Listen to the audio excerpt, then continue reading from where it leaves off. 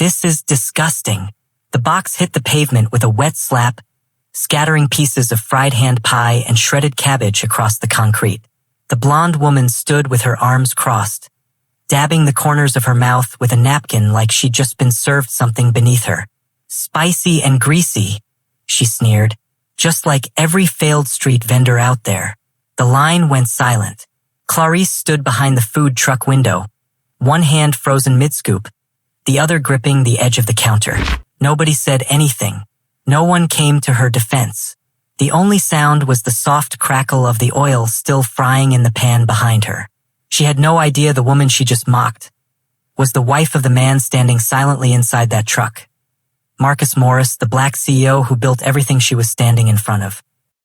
Clarisse Morris had already been awake for hours before the city stirred.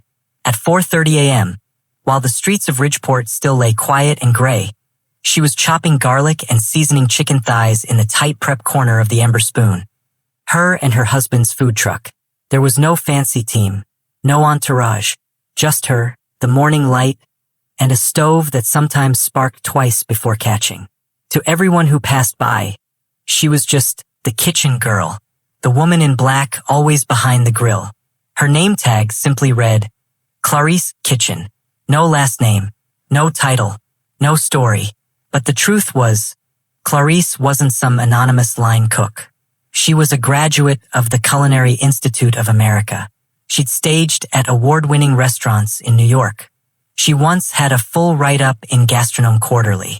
But after years of pushing through elite kitchens, after too many meetings where her name was mispronounced or erased, she chose something different, to build something of her own, with her husband. And the Ember Spoon wasn't just a truck. It was the echo of a dream Marcus's father once whispered in their kitchen, back when they had nothing but an old propane stove and a hand-me-down smoker. His father, Albert Morris, had spent decades hauling pallets in South Houston, always telling Marcus, "One day, I'll open my own kitchen, just a little one. A spoon on wheels, maybe." He never got the chance. Cancer took him before the first flame ever caught. But he left Marcus with a final request. "You've got everything, son, but you've never stood where the pain is. I mean, really stood in it. What do you want me to do? Don't build from the top. Go down there, not as a CEO, not as someone with a title. Go as one of them." Marcus took those words to heart. And when the Ember Spoon launched, parked between fruit stands and discount florists at the Ridgeport market, there was no press release, no logo, no story, just Marcus and Clarisse, side by side, working like everyone else. They stripped away the titles. No one knew who owned the truck. To the outside world, Marcus was the delivery guy, the one fixing the broken fryer. Clarisse was just the lady behind the counter. They chose silence, anonymity. They wanted to see the business through the eyes of those who are too often overlooked. And for nearly 2 years, it worked. The food spoke for itself. Reviews were glowing. Lines grew longer. People came back. Until they started coming back with something else. "Cute little truck you've got here. Trying to be fancy, huh? Who made this? It's edible." The comments weren't direct, but they were everywhere. In Yelp reviews, on TikTok snippets, smirks passed between customers when they thought no one was watching. And Clarisse saw it all. She never told Marcus. He was already carrying so much. The early mornings, the late-night inventory runs. She didn't want to add insult to the weight of their ambition. But Marcus wasn't blind. He saw the tiredness creeping into her smile. The way she flinched ever so slightly when someone asked, "Can I speak to the manager?" And then hesitated when she answered, "I am." And one morning, as she packed their prep bins, he quietly said, "Tomorrow, I'm not coming with you as your husband." "What do you mean?" "I'm going to get in line. Hoodie, cap. I need to see what they see when they think no one's watching." Marcus stood near the end of the line, hands in his hoodie pockets, head lowered just enough to blend in. He had never stood out here before. Not like this. From the moment they launched the Ember Spoon, he had always been inside, behind the counter, behind the grill, behind the wheel. But now he was outside, a shadow in his own business. He watched as the line inched forward. Customers chatted, scrolled through their phones, stared down at their receipts with glazed impatience. A couple of regulars nodded politely to Clarisse as they took their orders, but most didn't look at her twice. She was part of the background, expected, invisible. Clarisse, for her part, moved with practiced ease, at least on the surface. Her apron was already streaked with oil from the morning rush. Her motions were efficient but tense. Marcus noticed things he hadn't from the other side of the counter. How her smile didn't always reach her eyes. How she bit the inside of her cheek when a customer asked the same question for the third time. How her hands trembled slightly when she had to explain. Again, that yes, she was the one who created the menu. Ahead of him, two young customers, college-aged, white, smug, stepped up to the window. The guy leaned over the counter, pretending to study the chalkboard menu. "You got anything that doesn't taste like a dare?" he asked. "Like, maybe something without all the fire and vinegar?" his friend added, laughing. Clarisse didn't blink. "We've got a sweet chili slaw sandwich. Not spicy. You're welcome to try that." They exchanged a look. "Slaw? On a sandwich?" The girl snorted. "Okay, chef." Marcus froze. Clarisse didn't respond. She turned and walked back to the grill, head slightly bowed. She didn't need to hear more. She already knew the tone. The smile behind the insult. A few feet away, Marcus watched as the couple walked off with their food, barely waiting until they were out of earshot before muttering. "She really thinks she's reinventing the wheel, huh?" He could feel the heat rise in his chest. Not from the food, but from something deeper. That familiar burn of being talked down to, dismissed without reason. The way people assumed authority had a color, or a gender, or a suit. Now he was next. He stepped forward. Becca, the young cashier Clarisse had trained herself, looked up and greeted him automatically. "Hi, welcome to the Ember Spoon. What can I get for you?" Marcus kept his voice low. "Smoked chicken, po' boy, and sweet potato fries." She nodded, tapping her screen. It stalled for a moment. She tapped again. "Sorry. It's been glitchy all morning." "No rush," Marcus said. "Take your time." Behind him, someone coughed loudly. "If he's not in a hurry, we are," someone muttered. Marcus moved aside, clutching the receipt and stepping closer to the truck. From here, he had a perfect angle. Clarisse's hands dancing across the grill, Becca scrambling at the register, and customers hovering in that tense middle space where entitlement dressed itself as impatience. And then it happened. A man in a pressed shirt and sunglasses stepped up, ignoring the line entirely. "Excuse me," he said, speaking directly to Becca. "I'd like to speak to whoever's in charge." Becca blinked, gestured toward Clarisse without hesitation. "That's our executive chef right there." The man followed her hand. He hesitated. "No, I mean the owner, the business owner." Clarisse turned slowly. "That's me," she said, calm, direct. The man's eyes scanned her face. "Oh," he didn't say sorry, didn't acknowledge the mistake, just smiled, shrugged, and stepped back with a condescending, "Got it." Marcus didn't say a word. He didn't need to, but he saw everything. The customers who watched but said nothing. The way Clarisse inhaled through her nose and exhaled slowly before returning to her station. The way Becca kept her eyes on the screen, pretending not to notice. The silence wrapped around the insult like plastic around a wound. Tight, clean, and suffocating. By the time Marcus received his order, he wasn't hungry. Not for fries. Not for forgiveness. He stood there, food in hand, and looked at the business he built. The dream his father passed down. And the woman he loved, quietly absorbing wounds no one seemed to see. He'd seen enough. That night, Marcus sat alone in the living room. The only light coming from the open laptop balanced on his knees. The Ember Spoon's Yelp page glowed on the screen. Reviews, mostly 5 stars, flooded the homepage, people praising the bold flavors, the southern fusion, the handcrafted sauces. But Marcus wasn't looking at those. He scrolled past the praise, hunting for something else, the quiet rot between the lines. 3 stars. Food was decent, but the energy felt off. Service was awkward, Maybe not professionally run. Would have expected more polish, considering the ambition. And then the one that made his jaw tighten. They're trying. It's cute, but probably needs someone more experienced managing it. He didn't laugh. He didn't shake his head. He just stared. Not because it was cruel, but because it was common. The kind of judgment that didn't shout. It just whispered in small bites until it ate everything. The apartment was quiet. Clarisse was in the kitchen rinsing herbs for the next day's prep. She moved like she always did, measured, calm, internal. It wasn't just how she cooked. It was how she lived, carrying things without making noise. Marcus closed the laptop and set it aside. "Clarisse," he said, barely above a whisper. She turned, drying her hands with a dish towel. "Yeah, I saw everything today." She blinked, not understanding. "I went to the truck, as a customer." Her mouth opened slightly. The towel dropped to the counter. "You what?" "Hoodie, Cap. I got in line.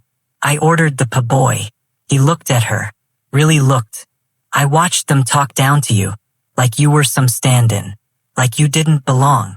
Clarisse leaned back against the fridge. The corners of her eyes tightened, but she didn't speak. Marcus stood, walked over, then paused with a breath. "Why didn't you tell me it was that bad?" "Because I didn't want to make it real," she said. Her voice was soft but unwavering. "I thought if I named it, it would root itself deeper." She looked up at him. "And I didn't want to make you carry that, too." He let that sit for a second, then shook his head. "We carry it either way." They stood there, the kitchen between them, but the distance shrinking fast. "You built that truck," he said. "You built the menu, the brand. The entire feel of that place is you. And they still ask to speak to someone else, to someone higher." Clarisse looked down, tracing her thumb across a line on the counter. "It's not the words that get me," she murmured. "It's the assumptions." Marcus stepped closer. "Then we name it. We fix it. We don't hide behind that window anymore." They sat down on the couch together. She cradled a mug of tea.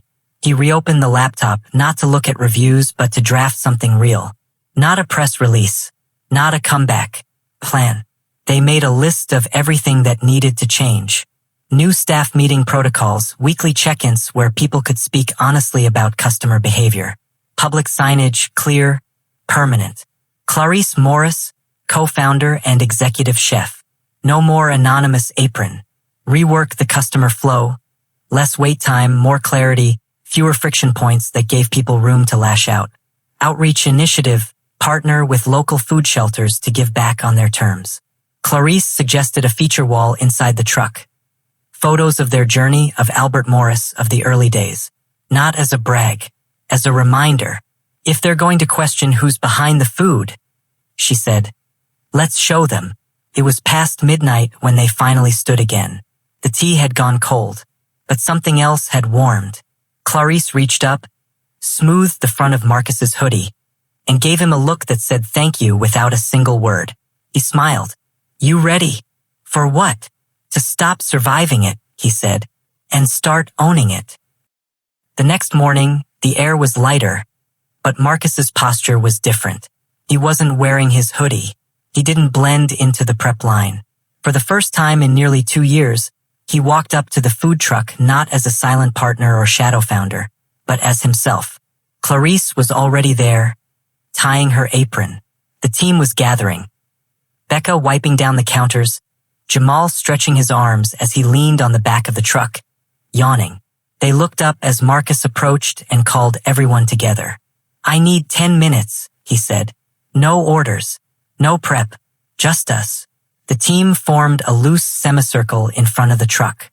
Clarisse stood just behind Marcus, quiet but firm, her presence steady like always. Marcus took a slow breath. I haven't been fully honest with you, he began. Not because I wanted to lie, but because we thought staying invisible might help us see things more clearly. He looked at Becca, then Jamal, then back toward the window where so many words had passed. Some kind, some cutting. Clarisse and I co-founded the Ember Spoon. Together, every recipe, every flavor, Every late night scrubbing pans and folding aprons. We built this, and we made a decision early on not to put our names on anything. No titles, no press, no hierarchy, just food and people. Becca blinked. Jamal frowned slightly, digesting the shift. But in the process, we also let things slide, Marcus continued. We let people assume. We let comments pass. We didn't speak up when customers crossed lines. We told ourselves it was just part of the job. Just noise. He stepped forward. But it's not just noise. It's disrespect. It's subtle. It's quiet. But it sinks in. And I saw it with my own eyes yesterday. He turned slightly, motioning toward Clarisse. I stood in line. I heard the jokes. I saw how they talked to her, like she didn't belong in her own kitchen. Clarisse stood a little straighter. Her arms were crossed, but her eyes were soft. We're not hiding anymore, Marcus said. We're changing how we work, not just to make it faster, but to make it honest. He outlined the new system, weekly team circles to speak openly about customer experiences, what felt good and what didn't. Clear name badges with roles. Clarisse's would say executive chef and co-founder. No more anonymity. A new service process that prioritized clarity and care, not just speed. A partnership with the Ridgeport Homeless Initiative, offering 1 free hot meal per day to anyone in need. No questions asked. Jamal raised a brow.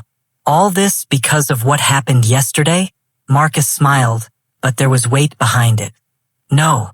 All this because it's been happening for months. We just didn't have the courage to call it by its name. Becca stepped forward. You could have kept staying quiet. Most people do. Marcus looked at her, nodded. That's the problem. Clarisse stepped forward beside him now, her voice calm. If we stay silent, we teach people that what they're doing is acceptable. That will keep absorbing the hits while they enjoy the meal. There was a pause. Not heavy. Not dramatic. Just necessary. Then Jamal said what nobody expected. It's about damn time. They laughed. Just a little. But it was the kind that cracked something open. And it gave Marcus enough space to breathe deeper than he had in weeks. Later that afternoon, Clarisse brought out a marker and a clean piece of vinyl. She taped it to the inside of the food truck window, where the old handwritten chalkboard menu used to hang. In thick, steady letters, it read, Clarisse Morris, Executive Chef and Co-Founder. Marcus Morris, CEO and Co-Founder. Built by us. Served with soul. No apologies. That sign changed everything. The next few days, regular customers began asking questions. Not out of suspicion, but curiosity. The ones who had mocked, some disappeared, but others stayed quieter. A little more careful. A little more present. One woman who had once asked Clarisse if she was just helping out came back with a folded napkin and said softly, I had no idea, and I should have. I'm sorry. Clarisse simply nodded, not out of bitterness, but because she didn't need to carry it anymore. And Becca, who had once stumbled with every wrong order, now stood a little taller behind the counter. Jamal showed up early, offered to repaint the faded side of the truck. Things weren't perfect, but they were different. On the following Monday, Clarisse and Marcus stood outside the truck before opening, coffee cups in hand, leaning side by side against the metal. You ready for today? He asked. I've always been ready, she said. Yeah, he smiled. But now they finally see it. 2 weeks later, the Ridgeport Community Pavilion buzzed with folding chairs, plastic cups of lemonade, and the kind of restless energy only found at neighborhood business fairs. It wasn't flashy. There were no banners or sponsored giveaways. Just a small crowd gathered beneath the tin roof canopy for a session titled, Leading from the Back of the Line. Clarisse sat near the edge of the platform, glancing down at the short list of notes in her lap. Her hands weren't trembling, but her chest felt full, like every word she'd held back in the truck was pressing gently against her ribs now, asking to be released. Marcus gave her a nod from the first row. He wasn't dressed like a CEO. No button-up, no title badge, just a plain charcoal shirt and quiet pride in his eyes. The moderator, a local journalist, tapped the mic. Next, We're honored to welcome the co-founder and executive chef of the Ember Spoon, Clarisse Morris. Applause scattered across the crowd. Clarisse stood, not slowly, not nervously, just deliberately. She stepped to the mic and took a breath that felt like months of silence unfolding. "Thank you for being here," she began. "I'm not someone who usually speaks in public. I was raised to believe that food should do the talking." A few chuckles rippled. "But lately, I've learned that staying quiet can sometimes let the wrong people speak for you." The space went still. "My husband and I started our food truck with a promise. To build something real, from the ground up. No logos, no interviews, no investor hype, just food, just people. And that worked until it didn't." She looked out at the faces, neighbors, market regulars, a few restaurant owners, some who had once walked right past her window without a second glance. When you don't tell your story, someone else will write it for you. And usually, they'll leave out the parts that matter. Someone nodded in the back. Clarisse's voice stayed calm, but her presence expanded. "Some people assumed I was just the help. Others asked to speak to my manager. A few called my recipes cute. And for a while I let that go, because I thought the food was enough." A pause. "But respect is not something you earn only when people feel like giving it. It's something you have the right to claim, out loud, on your own terms." She unfolded the note sheet, then folded it again. She didn't need it anymore. "I didn't come here today to give a branding lesson. I came to say this. If you are building something from the margins, don't wait for a seat at their table. Make your own, even if it's built on wheels, even if it smells like smoke, even if they mock it." The applause came then, steady, rising, real. But Clarisse held up her hand gently. "And when someone disrespects what you built, don't just fight back in anger. Stand taller in truth. Show up, every day. The ones who need to see you will start to actually see you." She stepped back, not like a mic drop, more like a final stitch in a thread she'd been weaving quietly for years. Afterward, people came up, some to shake hands, some to apologize, some just to say they never really understood until now. A young black girl asked if she could work on the truck one day. A retired teacher offered to help design a chalkboard mural for their window. The ripple had started. That weekend, the line at the Ember Spoon was longer than ever.